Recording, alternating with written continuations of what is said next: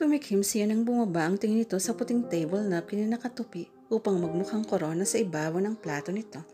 Sa loob niyon ay naroon ng isa pang regalo niya rito na hindi niya alam ngayon kung paano nito tatanggapin. Nang pumasok sa isip niya ang ideyang iyon ay makailang ulit din niyang pinagdudahan kung tama nga ba iyon. Pero sa huli ay napagdesisyon na niyang mas tama iyon kaysa alternatibo. Kumain na nga tayo, nagugutom na ako. And hey, thanks Erin, here is another year added to my age. Itinaas nito ang wine glass at sinalina nito ng binuksang bote ng champagne. Nang hindi agad niya itinaas ang sariling wine glass ay hinawakan nito ang kamay niya at pinagpingki ang mga baso nila. Sinain nito ang laman ng baso nito bago inilapag iyon at umakmang dadamputin ang table napkin sa plato nito. No, wait Rick, natatarantang pinigilan niya ang pupulsuhan nito. Listen, alam kong parang kabaliwan ito sa una pero bago ka tumanggi, ay pag-isipan mo muna ng 72 times 7, okay? Tinitiyak ko sa'yo na hindi ako nagbibiro. Seryoso talaga ako. Ano? Nagtatakang sambit nito. Huminga muna siya ng malalim bago binitiwan ang pupulsuhan nito at sinanyasan nitong ituloy ang pagkuha ng table napkin. Katulad ng inaasahan niya, lalong bumakas sa mukha nito ang pagtataka ng tumamba dito ang black velvet jewelry box na nasa gitna ng plato nito. Blanco ang mga matang pinaglipat-lipat nito sa mukha niya at sa kaheta. Will you marry me, Trick? Kinakabang sabi niya. Sinikap niyang salubungin ang pagkagulantang at hindi pagkapaniwala sa anyo nito. Ilang sandali itong tila hindi humihinga, hindi umiimik at hindi kumukurap. No, not just no, Irene, but damn it to hell no, pag-atungal nito. Hindi yun magpagkakamali sa ibang emosyon maliban sa galit. Halos mabingis siya sa pag-echo niyon sa buong lugar. Maging ang tayo na umawit ay napapiyok sa gulat dito. Trick! Samuel, ano naman itong iniisip mo, Irene? Hinaan mo nga ang boses mo, Trick. Tinatakot mo sila, saway niya rito. Itinura niya ang tayo na tuluyan ng napahinto sa pagtugtog at pag-awit. Sabi ko naman sa'yo pag-isipan mo muna ng maigi bago ka tumanggi. Diyos, Irene, naririnig mo ba ang sarili mo? 2 weeks ago lang, ay ngumangawa ka sa akin dahil nalaman mong may gusto sa best friend niya si Rusty. Tapos bigla-bigla ay aalukin mo kung pakasalan ka. Na wala tayong relasyon. Hindi ako panakitbutas. Malakas na ipinukpok nito sa mesa ang nakakuyom na kamay. Hindi kita ginagawang panakitbutas, Trick. Noong umpisa pa lang ay may pakiramdam na akong hindi seryoso si Rusty sa panliligaw sa akin. Bakit sa palagay mo ay umabot ng 7 buwan ang panliligaw niya? Dahil wala akong gusto sa kanya. Oo, aaminin ko. Naisip kong sagutin siya, pero dahil lang nagsasawa na akong bastitin siya at hindi dahil mahal ko siya. Inabot niya ang kamay nito at sinubukang ibuka iyon mula sa mahigpit na pagkakakuyong, ngunit iniiwas niya ito sa kanya. Pinukol siya nito ng matalim na tingin na puno ng pagdududa. Mas bagay sila ni Becca. Alam kong mahal na mahal siya ni Becca, pero dahil sasagutin ko na dapat siya ng mga oras na yun, nasaktan ang pride ko kaya nagdrama ako sa iyo noon. Maniwala ka, hindi ko mahal si Rusty. You won't be filing in this streak. Mariinggit niya. Hindi si Rusty ang tinutukoy kay Irene, si Ivan. Sa pagkakataong ngayon ay mababa na ang tono nito. Nabalot ng kalamigan ng tinig nito na nagsasaad ng katiyakan. Sa loob ng nakalipas ng 2 taon, ay patuloy kang umaasa na hihiwalayan ni Ivan si Ursula para balikan ka. You hide it well most of the time from other people but not to me. Ngayong wala na si Rusty na pwede mong gamitin panakiputas, ako uli ang pagbabalingan mo. Kumislot ang puso niya. Gustuhin man niyang pasubalian ang payag nito, ay hindi niya magawa. Nag-iwas siya ng tingin dito. Naaasiwa siyang maalala ang panahong inakala ng marami na sila na nito dahil sa pag-asa niyang possessive sa nobya nito. Nagalit ito sa kanya at iniwasan siya. Inakusahan siyang manggagamit ng marami. Para lang daw takpan ang natapakang pride niya, ay ginamit niya ito gayong ang akala nito ay kaibigan ang turing niya rito. Gustuhin man niyang ipagtanggol ang sarili rito ay hindi niya nagawa dahil sa pagtanggi nito na tanggapin ang anumang paliwanag niya. Sa huli ay si Jed ang gumawa ng paraan para magkasundo uli sila at maging malapit sa isa't isa. Para ipakita lang kay Alba na baliwala na talaga siya sa iyo despite the fact that you almost flooded the whole house when you cried the day they got married, kaya gagamitin mo ang pagkakaibigan natin. How the hell could you convince him that you're finally totally over him when you're still so obviously in love with him? Kasi sa expression at tone nito, ay madali niyang mahulaan na nalingaling tuktukan siya nito sa ulo para maalog ang utak niya. Naikuyom niya ang mga kamay at natikom ang mga labi. Nararamdaman niya ang pangmula ng kanyang mukha dahil sa magkahalong pagkahipahiya, pait at sakit. Nang magkahiwalay sina Ivan at Ursula ilang buwan na ang nakararaan, ang akala niya ay may munting pag-asa pang natitira para sa kanila ni Ivan dahil nagkalapit uli sila nito. Halos walang ipinagkaiba sa sitwasyon nila noong sila pa ang trato nila sa isa't isa. Hindi itinago ni Tita Doris at Uncle ko ang pagkagalak sa pangyayaring iyon. Ayon nga kay Tita Doris, mas gusto pa rin siya nito para kay Ivan kaysa sa ibang babae. Ang tanging hindi masaya sa kaganapang iyon ay si Trick. Naiisa lang ang sinabi sa kanya. Nahihibang daw siya kung umaasa siyang magtutuloy-tuloy ang pagkakalapit nila ng kapatid nito. Dahil kahit kailan daw ay hindi siya maaangkin ng buwang puso ng kapatid nito. Magiging tagasulol lang daw siya ng mumo ni Ursula. Sinagot niya ito. Sinabi niyang pakikipagkaibigan lang ang habol niya at hindi pakikipagbalikan kay Ivan. Bagay na kahit paano ay sumagip sa pride at dignidad niya. Dahil wala pang 2 buwan pagkatapos maghiwalay sina Ivan at Ursula ay nagkabalikan uli ang mga ito. Hindi lang basta nagkabalikan. Madali ang ikinasal pa sa mga ito dahil buntis na pala si Ursula. Umakto uli siya na wala ng damdamin para kay Ivan maliban sa pagiging kaibigan. Pero ang totoo ay halos magpatiwakal siya ng araw na ikinasal na ang dalawa. Subalit kahit gaano pa niya kamahal si Ivan, hindi niya pinangarap na maging kabit.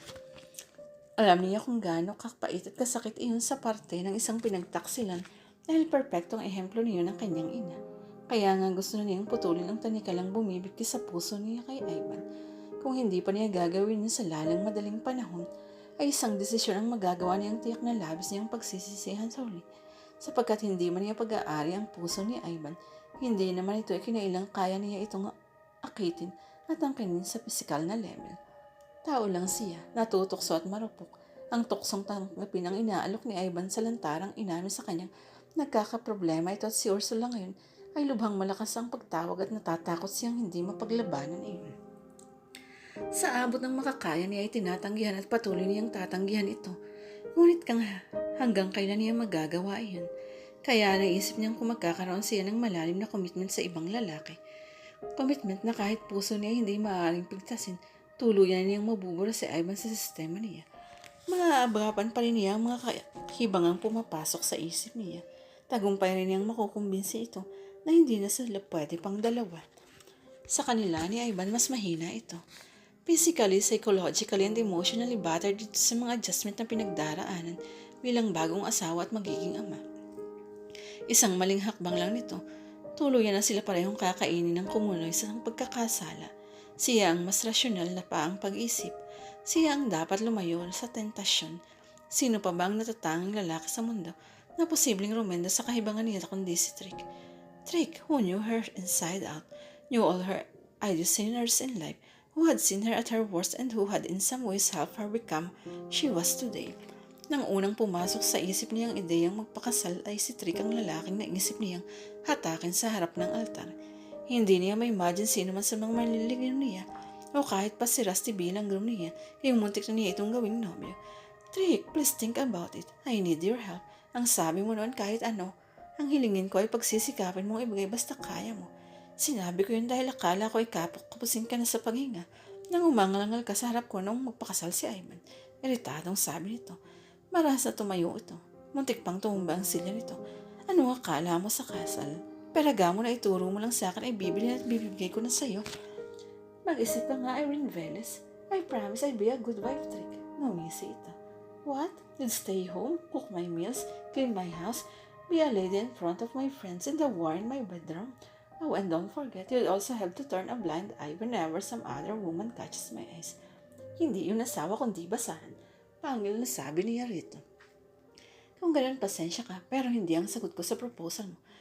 Maupo ka at makinig muna, please. Sinikap niyang babaan uli ang kanyang boses. Marahas na bumuntong hininga ito at nagdadabog na umupo sa silya. Nang sama ka ng mukha nito. Humalukip-kip ito at pinukol siya ng naiinip na tingin. Mabilis na ipinapaliwanag niya ang dahilan niya sa likod ng kanyang proposal. Kahit hindi ito umiimik habang nagsasalita siya, ay kitang-kita niya sa anyo nito ang hindi pagkapaniwala sa labis na pagtutol. Bastard, paano niya naiisip na pagtaksilan ng asawa niya? For God's sake, buntis si Ursula. Nang sigil na sabi nito, at ikaw, Pinaikot-ikot mo pang paliwanag po pero galing pa rin ang sumatutan. Gusto mo nga akong gawing panakipbutas. Iniisip mo bang porque ipinasya mo magpakasal sa akin ay automatic na makakalimutan mo na si Ivan? Paano kung hindi mangyari yun? Kakaliwain mo rin ako gaya ng ginagawa ni Ivan kay Ursula. Pasinghal na sa amin ito.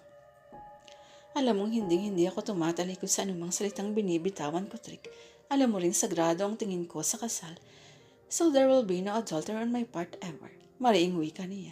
Ipinaalala ni Rito na alam niya kung anong klaseng hirap at sakit ang dinanas ng kanyang ina ng lokohan nito ng kanyang ama, kaya hindi na yun gagawin sa sariling asawa niya. Your proposal is preposterous, Irene. Ayaw mong guluhin ang relasyon ni Ivan at Ursula, pero masyadong drastic ang solusyong naiisip mo. Hell, marriage to me, naghahanap ka ng daan palabas sa magdadala lang sa'yo sa mas malaking problema. At idadamay mo pa ako, hindi yun magiging malaking problema dahil hindi naman yun magiging panghabang buhay na kasal, Trick. Sabi niya na ikinatigil nito. Nakatitig lamang si Irene kay Trick. Ang ekspresyon nito ay maaaring ihalin tulad sa isang nakalulo ng malaking bubog na sumusugat sa lalamunan nito. Anong ibig mong sabihin?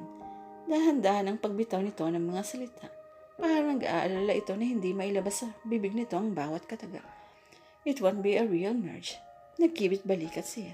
Well, yes, it will be, but not for the forever that do us parting. Ang kailangan ko lang ay mapaniwala sina Ivan at Ursula na wala na talaga akong nararamdaman para kay Ivan. Hindi natin kailangan magsama ng higit pa sa 1 taon. Siguro naman sa panahong iyon ay maayos na nila ang relasyon nila at hindi na ako guguluhin pa. Wait a minute. Yumin, hindi totoong kasal na inaalok mo. Hindi natin kailangan magsama bilang totoong mag-asama. It's just a front of word of Ivan's attention and to protect his marriage.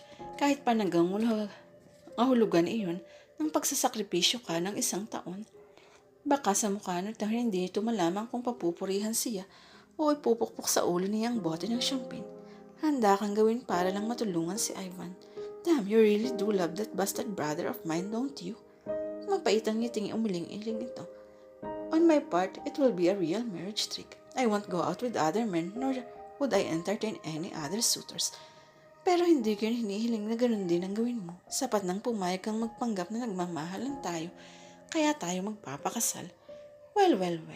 Ang ibig sabihin, pwede akong magkaroon ng ibang babae at hindi ka aangal. Paano ang tungkulin mo bilang asawa ko?